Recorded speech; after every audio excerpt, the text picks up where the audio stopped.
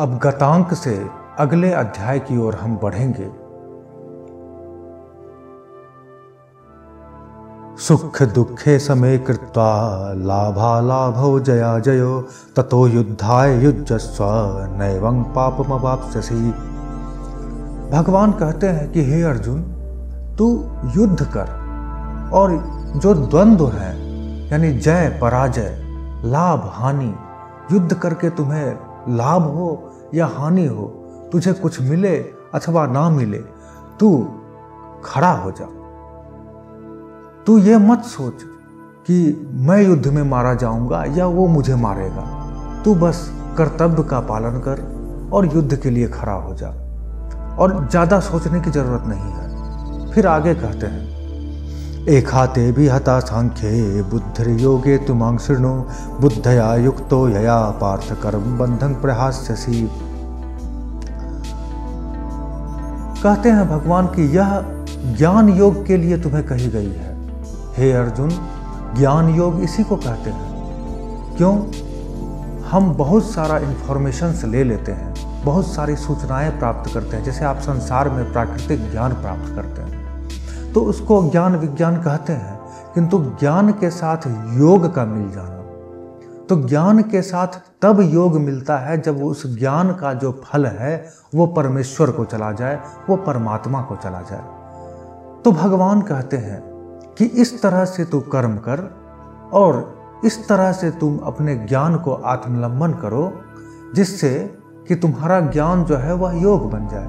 इसीलिए मैंने इस ज्ञान योग को तुमसे कहा है कि इस समय जो पृथ्वी की मांग है, जो इस संसार की मांग है, तुम्हारे देश की मांग है, उसके अनुरूप तू युद्ध के लिए खड़ा हो।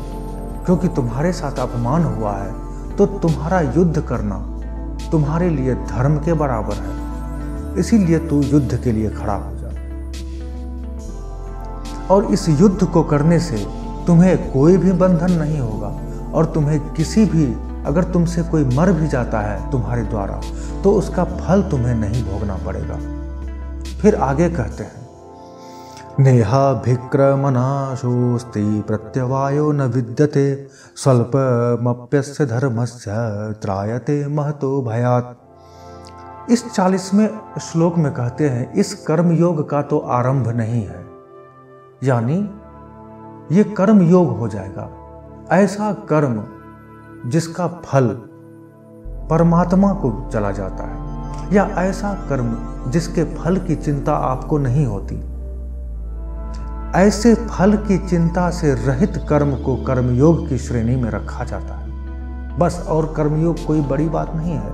इसे सहज भाव में जानें कि ऐसा कर्म जिसके फल का चिंतन हमें नहीं करना होता है, या फल की चिंता किए बिना निष्कर्म पद्धति से हम कर्म किए जाते हैं, उसी को कर्मयोग कहते हैं। और भगवान कहते हैं कि इस समय यह युद्ध तुम्हारे लिए कर्मयोग का बहुत बड़ा साधन है। फिर आगे कहते हैं, व्यवसायात्मिका बुद्धि रेके कुरु नंदन बहुशाखा ह्यनंताश्च बुद्धयो व्यवसायिनाम। कहते हैं कि हे अर्जुन, इस कर्म योग में निश्चयात्मिका बुद्धि एक ही होती है। मतलब तुम जो निश्चय कर रहे हो कि ये हम क्यों करेंगे, किस लिए करेंगे, इससे क्या होगा, या ये मुझे करना चाहिए या नहीं करना चाहिए, यह जो तुम्हारी बुद्धि अभी बनी है। हमारी बुद्धि का मतलब है कि हमारी सांसारिक प्रकृति के अनुसार, या प्रकृति कह लीजिए, कि इस समय जो मांग है उस चीज को समझ या ना समझते हुए भी हम किसी चीज को करने के लिए प्रवृत्त हो जाते हैं। तो उसका कारण और परिणाम दोनों जो है उसकी चिंता करना ही हमारे बुद्धि के विषय में कहलाता है। और इस समय निश्चयात्मिका बुद्धि के बारे में कहा गया है कि निश्चयात्मिका, निश्चय की हुई बुद्धि, आत्मा में जो निश्चय की हुई बुद्धि है वह एक ही होती है। मतलब तुम कुछ भी करोगे युद्ध में तो वह एक फल रूप परमात्मा को ही जाएगा, और तुम्हें परमात्मा की ही उससे प्राप्ति होगी। उसका इस तरह का कोई फल नहीं बनेगा जो तुम्हें बुरा फल हो और तुम्हें भोगना पड़े। इस चिंता से दूर होकर तुम इस कर्म योग का आश्रय लो। 41वें श्लोक में ऐसा कहा है अब आगे के श्लोक में कहते हैं, यामिमां पुष्पितां वाचं प्रवदन्त विपश्चितः वेदवादरतः पार्थ नान्यदस्तीति वादिनः कामात्मानः स्वर्गपरा जन्मकल्म फलप्रदां क्रिया विशेष बहुलां भोगेश्वर गतिं प्रति भोगेश्वर प्रसक्तानां तयापहृतचेतसां व्यवसायात्मिका बुद्धि समाधौ न विधीयते। कहते हैं, हे अर्जुन, जो भोगों में ही तन्मय हो रहे हैं, जिनकी बुद्धि भोगों में ही लगी हुई है, जैसे हम लोग सभी, कोई निश्चय नहीं होता कि शरीर के जाने के बाद हमें कौन सी गति होगी, हमें कहाँ जाना है। इसलिए हमारा जीवन और हमारे सभी लक्ष्य भोगों की ओर ही जाते हैं कि ऐसी गाड़ी हो जाती, ऐसा बंगला हो जाता, बच्चे के लिए फंड जमा हो जाता, या भविष्य निधि जमा हो जाती, किसी को दिक्कत नहीं होता, या संसार की सेवा किसी की करते, कुछ भी। ये त्रिगुणात्मक प्रकृति जो है सभी भोगमय ही है। इसीलिए कहते हैं कि जिनका दिमाग भोग में ही लगा हुआ है और जो वेद वाक्यों में ही प्रीति रखते हैं, ये बहुत बड़ी बात है।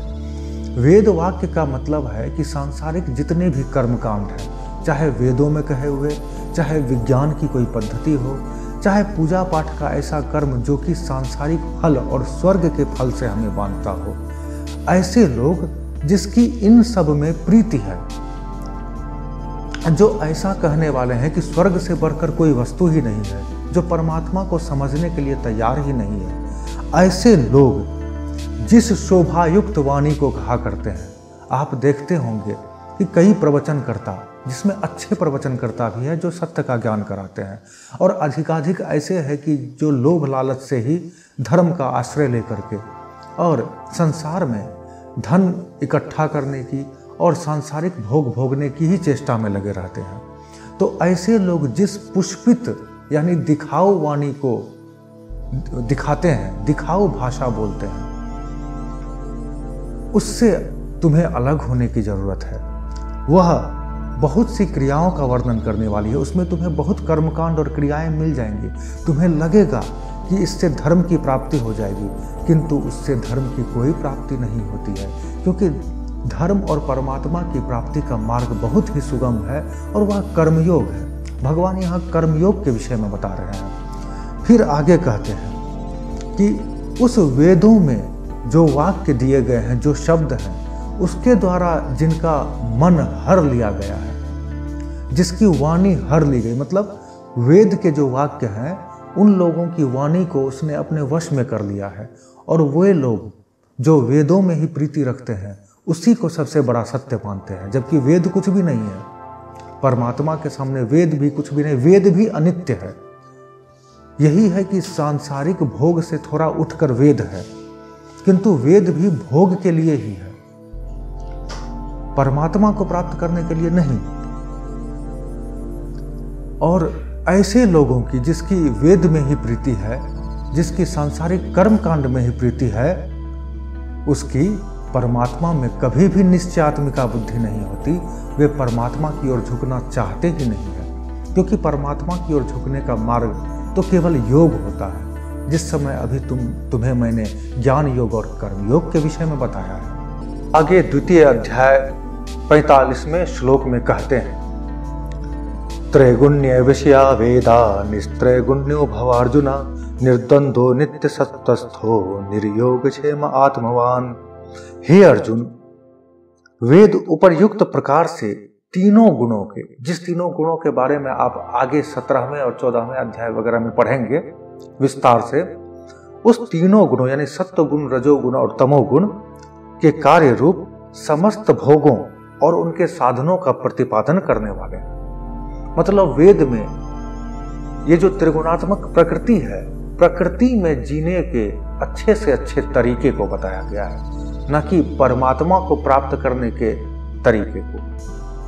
फिर कहते हैं, इसलिए तो उन हर्ष और शोक आदि द्वंद्वों से रहित परमात्मा की प्राप्ति के लिए प्रयास कर, उनको छोड़। सीधा समझिए कि भगवान कहते हैं कि ये सांसारिक प्रकृति को प्राप्त करने की जो व्यवस्था है उसे छोड़ करके तू शरीर जाने के बाद जो तुम्हारी गति होगी उसको अच्छा बनाते हुए, सुंदरतम बनाते हुए मुझे प्राप्त करने की चेष्टा करना, और वो प्राप्त होगा सुगमतः कर्मयोग से। फिर आगे कहते हैं, यावानर्थ उदपाने सर्वतः संप्लुतोदके तावान सर्वेषु वेदेषु ब्राह्मणस्य विजानतः। सब ओर से परिपूर्ण जलाशय के प्राप्त होकर मनुष्य का जो एक समुद्र के प्राप्त होने के बाद जो असर होता है वह ब्रह्म के जानने वाले योगी का ऐसा ही होता है जो कि वेदों की ओर होते हैं। कहने का मतलब है कि वेद हो गए एक तालाब या कुआं और परमात्मा हो गए समुद्र। अब समुद्र भी सीमित होता है, लेकिन उदाहरण के लिए समुद्र की बात कह दी जाती है। जो अनंत सागर जो है वो परमात्मा है, और वेद जो है वो एक तालाब है या बड़ी नदी हो सकती है, इससे आगे कुछ भी नहीं है।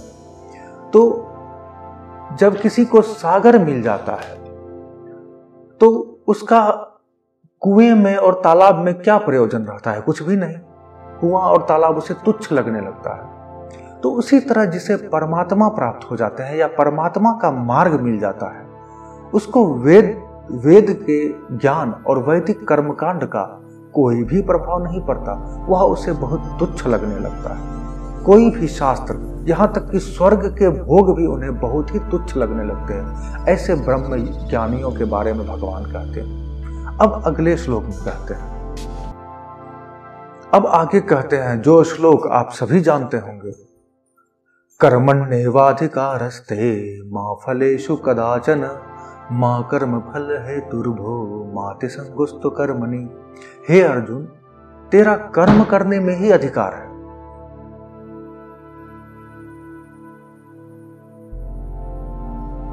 अब आगे श्लोक कहते हैं,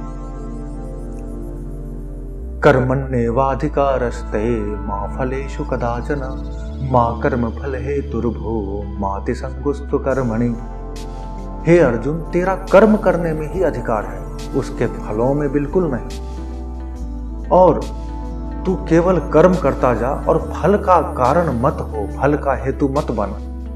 अब देखिए, पहले ही भगवान ने कह दिया है कि कर्मयोग तुम्हें करना है, और इस युद्ध के सामने इससे बड़ा और कर्मयोग तुम्हारे लिए कुछ भी नहीं कि कर्म कर और फल की चिंता ना कर। और मैं तो तुम्हारे साथ ही हूं, मैं खुद परमात्मा तुम्हारे साथ हूं और तुम्हें यह ज्ञान बता रहा हूं। अगर तू परमात्मा नहीं भी मुझे मानेगा अभी, तो भी तुम्हारे लिए कर्म करना ही उचित होगा, क्योंकि फल के विषय में तो तुम्हें पता ही नहीं है, पता होगा भी नहीं। फल तो अपने समय से आता है। तो कर्म करने में ही तुम्हारा अधिकार होना चाहिए, उसके फलों में बिल्कुल नहीं, क्योंकि यही कर्मयोग है और यही तुम्हें परमात्मा तक, उस सत्य तक पहुंचा सकता है। इसलिए तू केवल कर्म करता जा। अब अगले श्लोक में कहते हैं, योगस्थः कुरु कर्माणि संगं त्यक्त्वा धनंजय सिद्ध्या सिद्ध्योः समो भूत्वा समत्वं योग उच्यते। हे धनंजय, अर्जुन का नाम धनंजय भी है, तू सिद्धि और असिद्धि यानी कर्म और फल में सम होकर, बराबर रहकर युद्ध के लिए तैयार हो जा। और अब इस तरह तू युद्ध के लिए तैयार होगा जिसमें तुम्हारी हार और तुम्हारा जीत, इस तरह तू युद्ध के लिए तैयार होगा जिसमें तुम्हारी जीत और तुम्हारे हार तुम्हें बराबर लगने लगे, तुम्हें समान लगे। तुम जीतो भी तो तुम्हें वही अनुभव हो, और तुम हारो भी तो तुम्हें वही अनुभव हो। तुम पास हो तो भी वही अनुभव हो, और तुम फेल हो भी वही अनुभव हो। तुम्हारी फीलिंग्स वही रहे। यही सोच और यही धारणा योग कहलाता है, क्योंकि समत्व ही योग कहलाता है। अब अगले श्लोक में कहते हैं, दूरे न ह्यवरं कर्म बुद्धि योगा धनंजय बुद्धो शरण मन विच्छ कृपणाः फल हेतवः। फिर फल के कारण को बताया। इस समत्व रूप योग से सकाम कर्म अत्यंत निम्न श्रेणी का है। अब देखिए,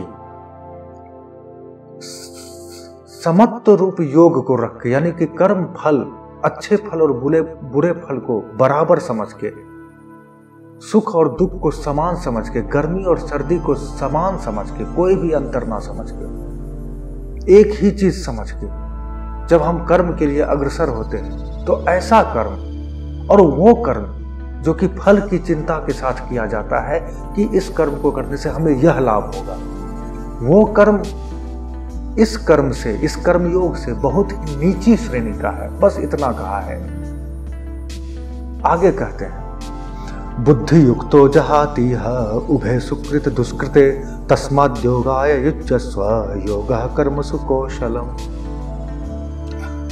समबुद्धि युक्त पुरुष पुण्य और पाप दोनों को इसी लोक में त्याग देता है, क्योंकि पुण्य करेंगे तो स्वर्ग में जाएंगे फिर भी फंसेंगे, और पाप करेंगे तो नरक में जाएंगे फिर भी फंसेंगे, और पुण्य पाप दोनों करेंगे तो समान रूप से इसी प्रकृति में रहेंगे फिर भी फंसेंगे। और पुण्य और पाप इसको छोड़कर करने योग्य कर्तव्य करेंगे और फल की इच्छा से रहित करने योग्य कर्म को करेंगे तो हम निश्चय ही परमात्मा को प्राप्त होंगे, सद्गति को प्राप्त होंगे और अंतिम लक्ष्य तक पहुंच पाएंगे। इसलिए हमारे लिए कर्मयोग ही हर तरफ से उचित लगता है। अभी तक आपको द्वितीय अध्याय के 50वें श्लोक तक बता दिया गया। शेष हम अगले वीडियो में आपको बताएंगे, क्योंकि वीडियो लंबी हो जाएगी और फिर आप सबको दिक्कत होगी। थोड़ा थोड़ा समझें, सहज भाव में समझें, समस्त गीता समझ में आएगी। यह श्री कृष्ण की कृपा से समझ में आती है। भगवान की कृपा होगी तो समझ में आएगी, नहीं तो लोग कहते हैं कि ये अनंत गहराई है।